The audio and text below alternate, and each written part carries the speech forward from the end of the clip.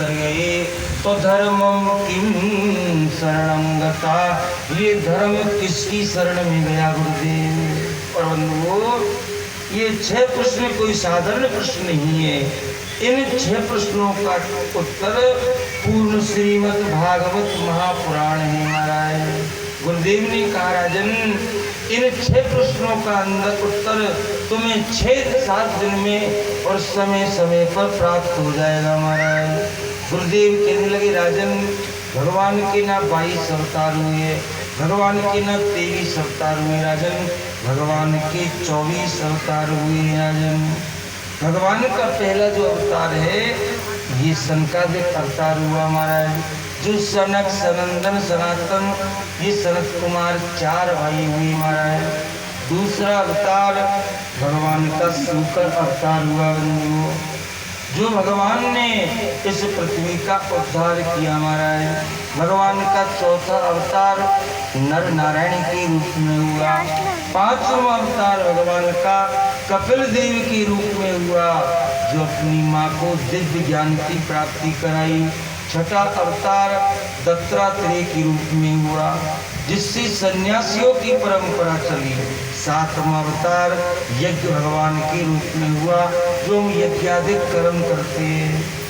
8वां अवतार ऋषभदेव भगवान का हुआ, जो जैनियों के प्रथम तीर्थंकर बने महाराज।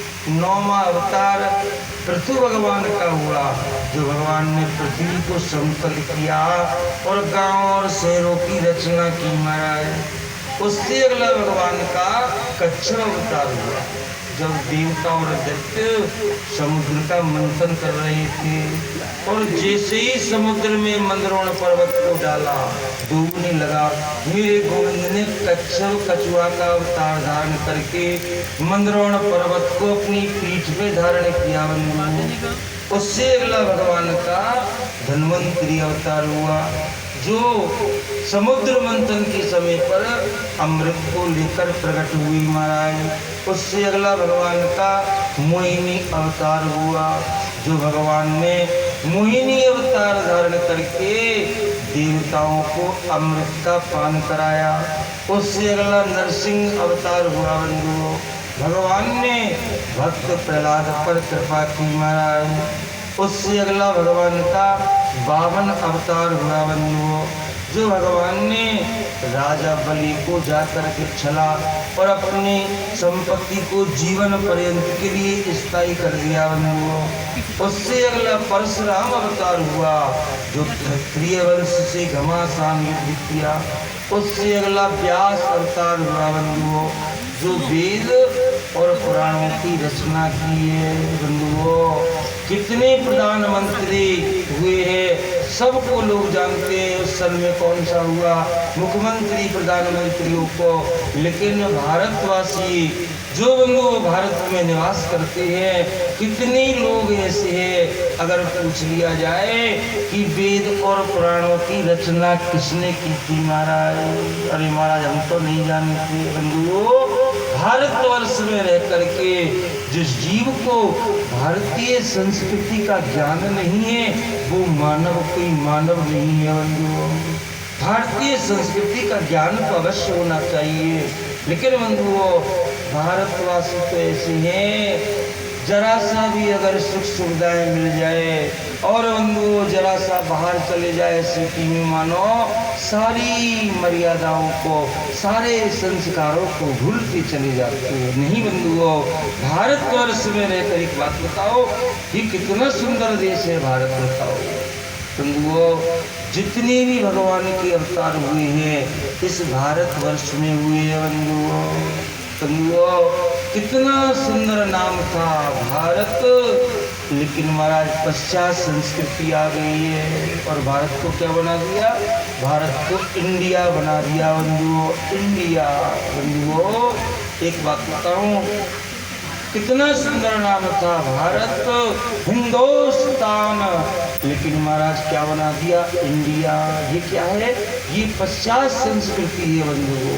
इंडिया, इंडिया का मतलब क्या होता है, इंडिया न पुल्लिंग में आता है और न स्त्रीलिंग में आता है। अब आप ही समझ लो महाराज, मेरा भारत इतना इतना पवित्र देश था।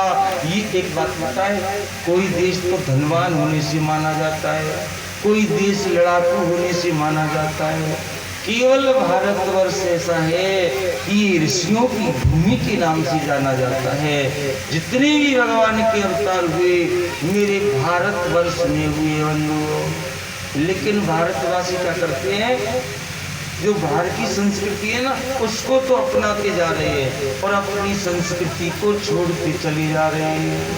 बंधुओं, अपनी सर क्या हुआ, हमारे यहाँ के यहीं की रहने वाले थे और वो बाहर चले गए, विदेश चले गए महाराज, और विदेश में काफी समय तक रहे और उनका मन हुआ चलो गांव घूम करके आते हैं। अपने गांव में आ गए महाराज, सबका मन करता है गांव जाने का। गांव में आए तो महाराज नदी के किनारे चले गए और नदी में केवल नाव चला रहा था। उनके माथे पर तो विदेशी संस्कृति थी केवल, तो ये क्या कर रहा है? अरे बोले भैया मैं तो इस नदी में इधर से उधर घुमाता हूँ। बोले हमें नहीं घुमाएगा? बोले क्यों नहीं घुमाऊंगा, आओ आओ। वो तीनों नाव में बैठ गए बंधुओं। नाव धीरे धीरे चलने लगी महाराज। अब तीनों ही केवट से पूछते, केवट एक बात बता, तूने कभी विदेश यात्रा की है क्या?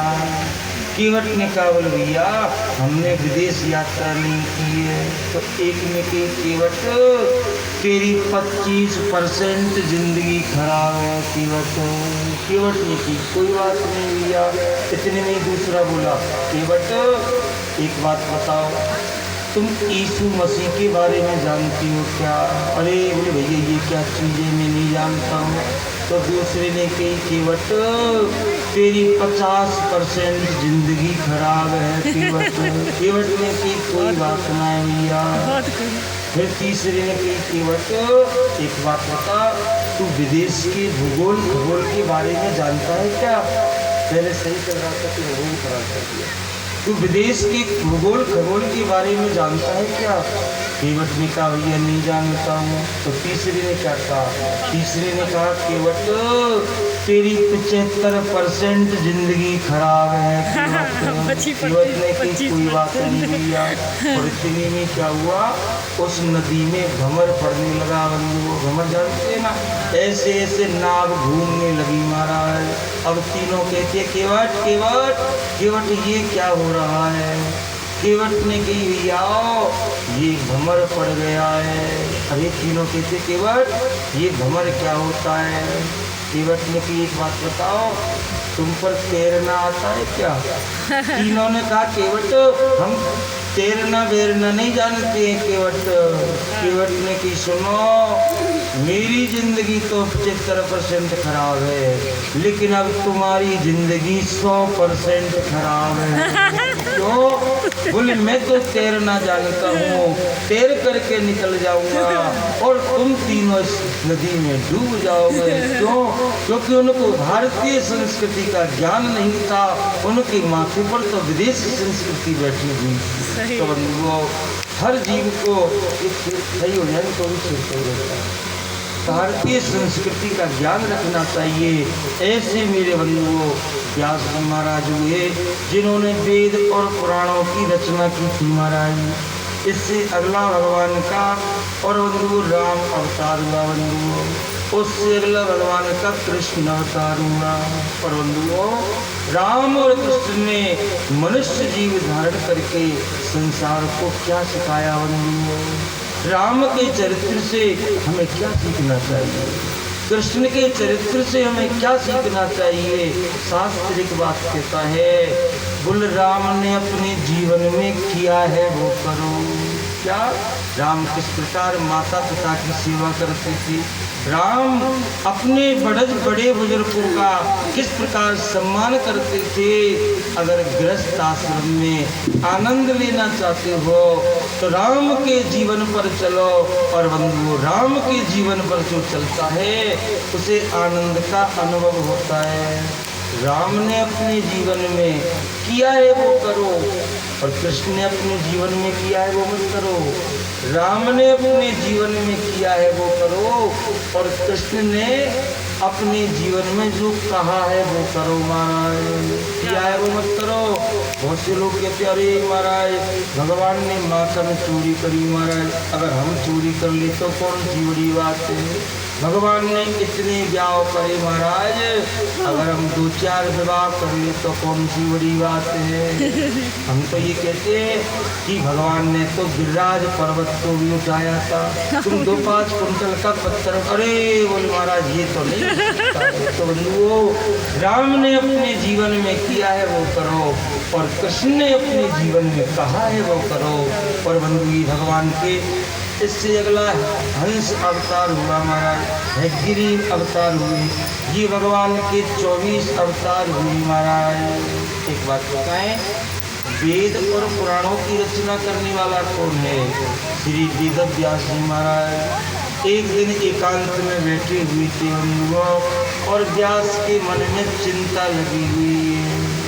उसी समय क्या हुआ, नारद जी महाराज का आगमन हो गया। नारद ने देखा वेद और पुराणों की रचना करने वाला चिंतित अवस्था में बैठा हुआ है। नारद ने कहा व्यास जी कौन सी चिंता हो रही है?